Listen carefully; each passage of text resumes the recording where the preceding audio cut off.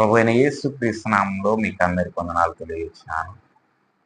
రోమా పత్రిక మనం అధ్యయనం చేస్తున్నాం. 8వ అధ్యాయం 26 నుంచి 27 వచనాలు. ఈ వచనాలను ఆధారం చేసుకుని మనం పాఠం యొక్క పేరు ఆత్మ ద్వారా జీవ్యం మరియు ప్రార్థనలో నిరీక్షణ. ప్రియులారా, సృష్టి మరియు విశ్వాసుల మూడు గురించి పౌలు బోధించిన తర్వాత ఆయన ఇప్పుడు ఎంతో ఆచరణాత్మకమైన మరియు ఓదార్పునిచ్చే ఒక సత్యాన్ని తెలియజేస్తున్నారు.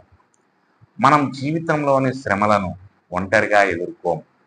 మనం బలహీనంగా ఉన్నప్పుడు దేవుని ఆత్మ మన పక్కన ఉండి మనకు మార్గనిర్దేశం చేస్తూ, సహాయం చేస్తూ మరియు మన కోసం విజ్ఞాపన చేస్తుంది.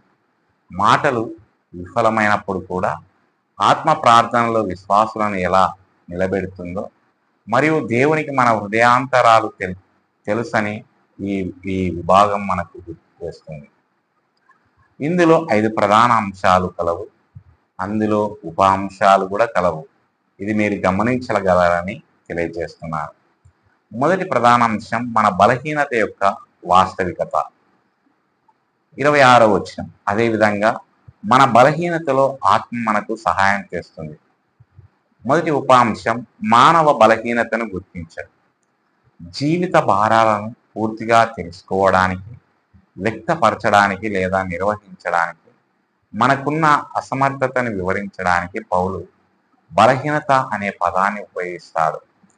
తరచుగా మనం ప్రార్థనలో శక్తిహీనులుగా భావిస్తాం లేదా సహాయం కోసం దేవుణ్ణి ఎలా అడగాలో తెలియక సందిగ్ధంలో ఉంటాము. ఇది వైఫల్యానికి సంకేతం కాదు. పతనమైన లోకంలో మానవులుగా ఉండడంలోని వాస్తవికత ఇదే. రెండవ ఉప అంశం మన సహాయకుడిగా ఆత్మ. ఆత్మ పాత్ర చురుకైనది మరియు సాన్నిహితమైనది. ఆయన మనల్ని బలపరచడానికి, నడిపించడానికి మరియు మన పక్షాన విజ్ఞాపన చేయడానికి మన ప్రక్కన ఉంటాడు.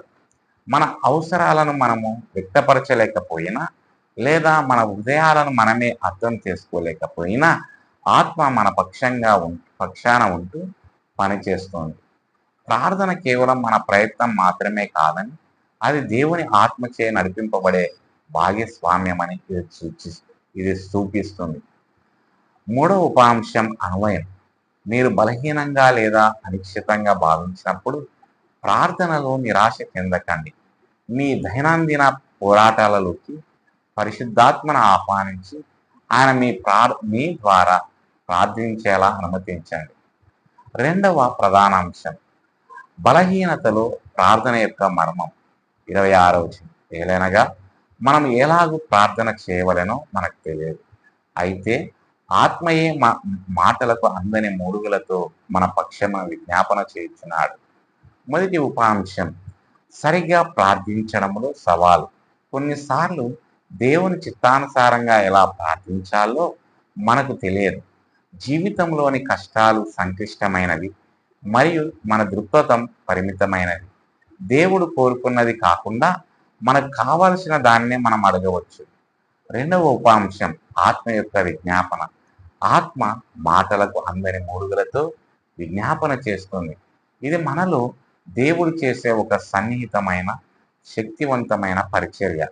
మన లోతైన అవసరాలను మనం వ్యక్తపరచలేని సమయంలో కూడా ఆయన మన పక్షాన ప్రార్థిస్తాడు. ఈ మూలుగురు యాదృచ్ఛికమైన శబ్దాలు కావు, కానీ దేవుని చిత్తానికి సంపూర్ణంగా అనుగుణంగా ఉండే ఒక దైవిక వ్యక్తీకరణ. మూడవ ఉప అంశం అన్వయం. మీరు అసమర్థులుగా భావించినప్పుడు కూడా మీ ప్రార్థనలు ప్రభావవంతంగా ఉంటాయని నమ్మండి.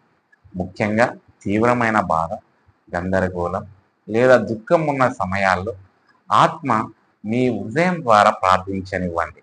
మూడవ ప్రధాన అంశం దేవునికి హృదయం తెలుసు. 27వ వచనం. హృదయములను శోధించువాడు ఆత్మ మనసు ఏంటో ఎరుగును, ఎందుకంటే ఆత్మ దేవుని చిత్తానుసారంగా పరిశుద్ధుల కొరకు విజ్ఞాపన చేస్తుంది. మొదటి ఉపాంశం దేవుని సర్వజ్ఞానం మనకు ఓదార్పునిస్తుంది. మన హృదయాల్లోని ఉద్దేశాలను, అవసరాలను మనం మాటలు చెప్పలేకపోయినప్పటికీ తండ్రికి అవి తెలుసు. మన బలహీనత దేవుని అవగాహనకు గాని ఆయన చర్యకు గాని ఎన్నడూ అడ్డంకి కాదు. రెండవ ఉపాంశం దేవుని చిత్తానికి అనుగుణంగా ఉండడం. ఆత్మ చేసే విజ్ఞాపన ఎల్లప్పుడూ దేవుని చిత్తానుసారంగానే ఉంటుంది. ప్రార్థన అంటే దేవుణ్ణి ఒప్పించడం కాదు, కానీ మనల్ని మనం ఆయనతో ఏకీవింప చేసుకోవడం.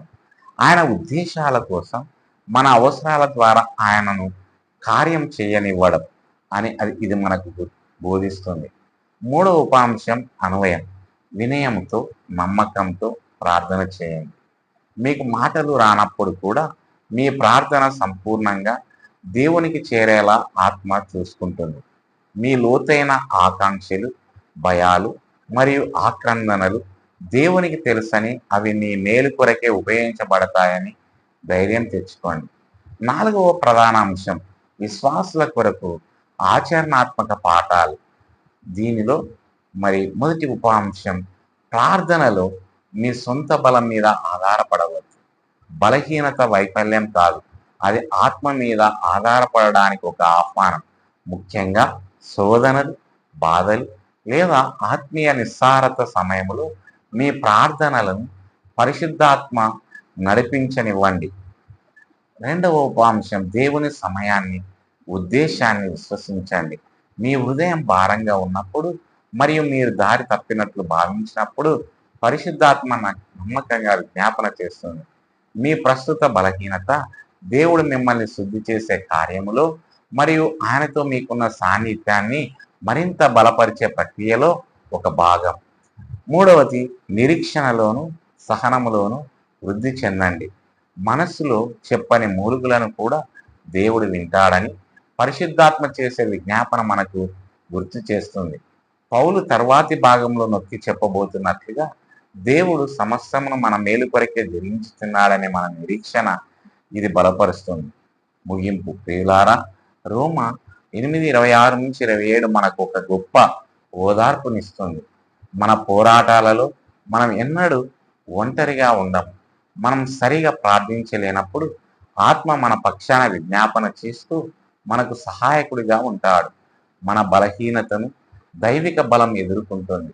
మనం చెప్పలేనన్ని మూలుగులు ఆత్మ ద్వారానే దేవునికి చేరబడతాయి.